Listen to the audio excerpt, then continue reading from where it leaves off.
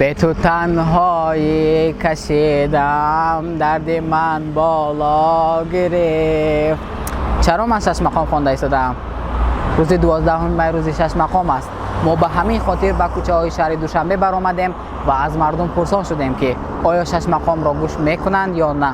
البته کدام هنرمند را میشناسید؟ هر افضل شدی نقره رحمت و زفر نورزیم مدینه هاشیم زارایی اکا شریف جورای گوش میکنیم. چی بانی گوش گوش میکنیم شش مقام همه چی گوش میکنیم. مثلا کدام هنرمند های شش مقام سر را میدن؟ والله عزیز هنرمند یکان سرود شده میتونن؟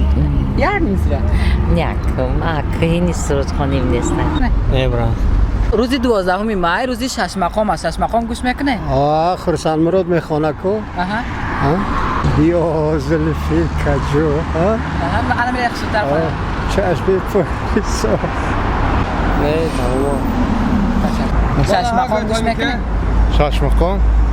او کام کدام سرایان داره میشناسید؟ اینه قابل جون، محمد علی، ارتوق، اوتا جون. بعد گاهه نه تشکر. گاه یگان سرایان داره میشناسید از شش مقام سر؟ شش مقام چوبه نمیدیم همیشه شش مقام جوره بگم رو گوش میکردیم میکنیم هم توجدی نمیدین هم شش مقام بود هم وای بود توجدی نمیدین گو کی احمد بابا قلو قد سیدو شش مقام فرقت سیدو